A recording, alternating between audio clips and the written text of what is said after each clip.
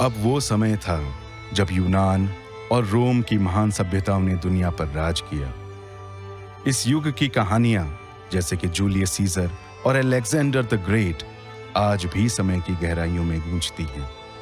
अगली प्रस्तुति है एक नाटक जिसके माध्यम से हम अलेक्जेंडर द ग्रेट की कहानी को जीवंत करेंगे, जिसने अपने अदम्य साहस, कुशल रणनीतियों और विश्व विजय के सपने से इतिहास को नया मोड़ दिया। इस नाटक के माध्यम से उस महान राजा अलेक्जेंडर द ग्रेट की कहानी को महसूस करें और उस संदेश को समझें जो आज भी उतना ही प्रासंगिक है जितना तब था। अलेक्जेंडर द ग्रेट, जिसे सिकंदर के नाम से भी जाना जाता है, विश्व इतिहास में सबसे पराक्रमी और सफल विजेताओं में से एक है। उसका जीवन अद्भुत साहस, अतुलनीय रणकौशल और अद्वितीय विजय गाथाओं से भरा हुआ है। 356 ईसा पूर्व में मैसेडोनिया में जन्मे सिकंदर ने अपने पिता फिलिप द्वितीय का राज्य संभाला और एक ऐसा साम्राज्य स्थापित किया जिसकी सीमाएं अनंत थीं।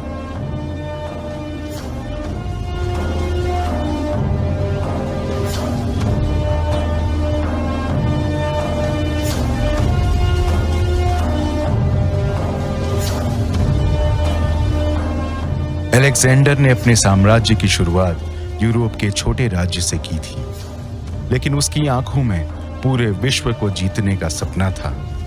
उसमें अद्वितीय साहस और धैर्य था जो उसे असंभव को भी संभव करने की शक्ति देता था। उसकी रणनीतियां न केवल असाधारण थी, बल्कि उनमें गहरी सोच और युद्ध कौशल का अद्भुत मिश्रण था।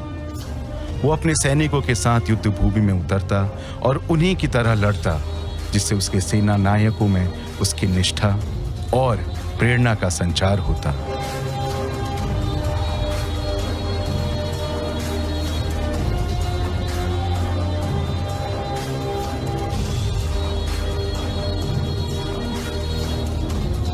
सिकंदर का सबसे प्रसिद्ध युद्ध गौरगमिला का युद्ध था, जहां उसने पर्शिया के राजा डेरियस तृतीय की विशाल सेना को पराजित कर पर्शियन साम्राज्य अपने अधीन कर लिया था। यह उसकी विजय की सबसे बड़ी मिसाल थी।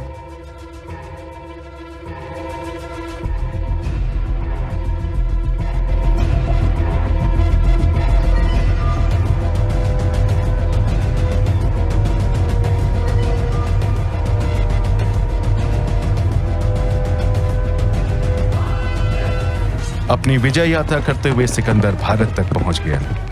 भारत में सिकंदर और पोरस का युद्ध 326 ईसा पूर्व में झेलम नदी के किनारे लड़ा गया। पोरस एक महान भारतीय राजा था, जिसने अपनी विशाल सेना और हाथियों के साथ सिकंदर का सामना किया। पोरस की बहादुरी और नेतृत्व ने युद्ध को रोमांचक बना दिया, लेकिन सिकंदर की चतुर रणनीतियों ने अंततः उसे पराजित कर दिया।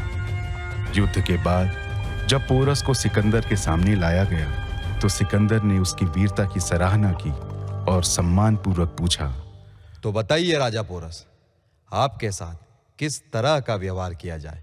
पोरस ने गर्व से उत्तर दिया, वही व्यवहार जो एक राजा के साथ किया जाता है, फिर चाहे वह युद्ध में पराजित ही क्यों ना हो गया हो। वाह राजा पोरस, आपके इस आत्मविश्वास और वीरतापूर्ण व्यवहार से हम बहुत प्रभावित हुए। इसलिए हम आपको आपका राज्य सम्मान सहित वापस करते हैं और आपकी ओर मित्रता का हाथ बढ़ाते हैं। इस उत्तर से प्रभावित होकर सिकंदर ने पोरस को केवल सम्मानित ही नहीं किया, बल्कि उसकी समृद्धि और राज्य को भी पुनः उसे सौंप दिया। इस युद्ध ने यह सिखाया कि सच्ची विजय और सम्मान की पहचान केवल पराजय में नहीं, बल्कि पराजित विरोधियों के प्रति सम्मान और दया में भी होती है। उसने न केवल अपनी तलवार से युद्ध जीते, बल्कि अपने दिमाग से भी कई युद्ध जीते। वह जहां जाता वहां की स्थानीय संस्कृति, धर्म और परंपराओं का सम्मान करता और उन्हें अपनी साम्राज्य की नीति का हिस्सा बनाता।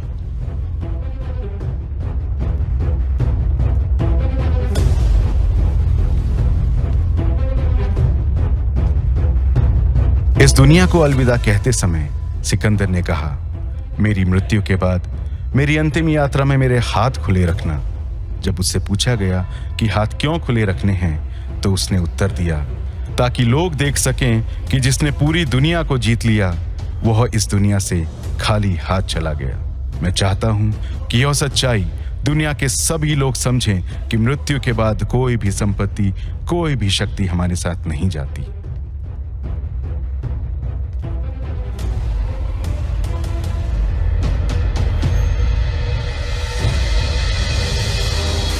दोस्तों, इस प्रकार सिकंदर ने जाते जाते इस दुनिया को एक महत्वपूर्ण सीख दे दी कि जीवन का अंतिम सत्य केवल मृत्यु है, और मृत्यु हमें सब चीजों से मुक्त कर देती है।